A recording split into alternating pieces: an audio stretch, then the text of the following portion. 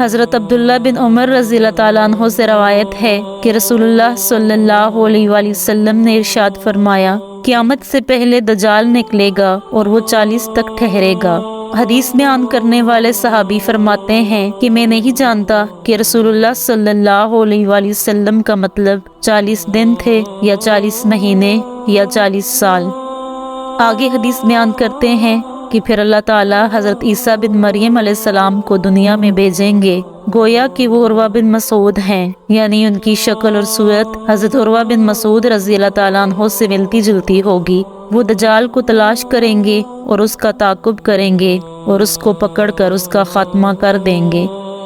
پھر 7 سال تک لوگ ایسے رہیں گے کہ 2 آدمیوں کے درمیان بھی آپس میں دشمنی نہیں ہوگی۔ پھر اللہ تعالیٰ ملک شام کی طرف سے ایک خاص قسم کی ٹھنڈی ہوا چلائیں گے، جس کا یہ اثر ہوگا کہ روئے زمین پر کوئی شخص ایسا باقی نہیں رہے گا جس کے دل میں ذرہ برابر بھی ایمان ہو، یہاں تک کہ اگر تم میں سے کوئی شخص کسی پہاڑ کے اندر بھی چلا جائے گا تو یہ ہوا وہیں پہنچ کر اس کا خاتمہ کر دے گی۔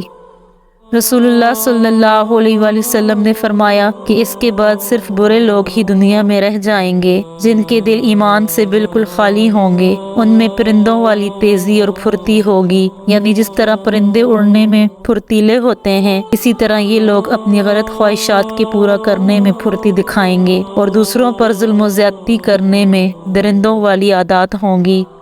بھلائی کو بھلا نہیں سمجھیں گے اور برائی کو برا نہ جانیں گے۔ شیطان ایک شکل بنا کر ان کے سامنے آئے گا اور ان سے کہے گا، کیا تم میرا حکم نہیں مانو گے؟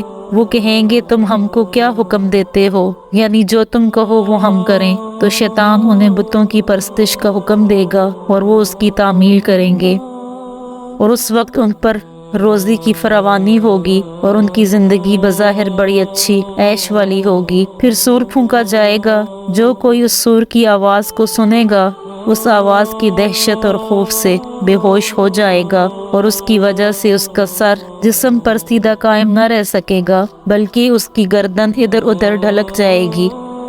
سب سے پہلے جو شخص سور کی آواز سنے گا اور جس پر سب سے پہلے اس کا اثر پڑے گا، وہ ایک آدمی ہوگا جو اپنے اونٹ کے ہوز کو مٹی سے درست کر رہا ہوگا۔ وہ بے ہوش اور بے جان ہو کر گر جائے گا، یعنی مر جائے گا، اور دوسرے سب لوگ بھی اسی طرح بے جان ہو کر گر جائیں گے۔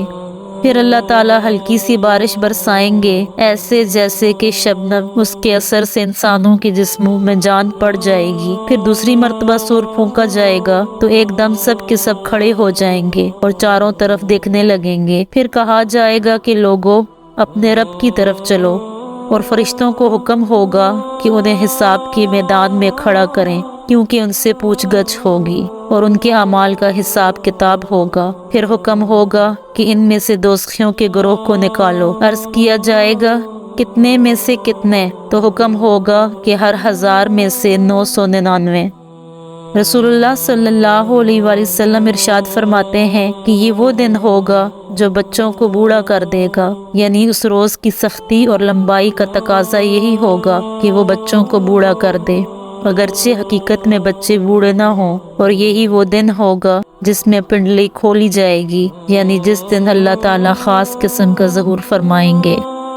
ایک اور روایت میں اس طرح ہے کہ صحابہ کرام رضی اللہ تعالیٰ عنہم نے سنا کہ 1000 میں سے 999 جہنم میں جائیں گے، تو اس بات سے وہ اتنے پریشان ہوئے کہ چہروں کے رنگ بدل گئے۔ اس پر آپ صلی اللہ علیہ وآلہ وسلم نے فرمایا، بات یہ ہے کہ 999 جو جہنم میں جائیں گے وہ یاجوج ماجوج اور ان کی طرح کفار اور مشرکین میں سے ہوں گے، اور ہر 1000 میں سے ایک جو جنت میں جائے گا وہ تم میں سے اور تمہارا طریقہ اختیار کرنے والوں میں سے ہوگا۔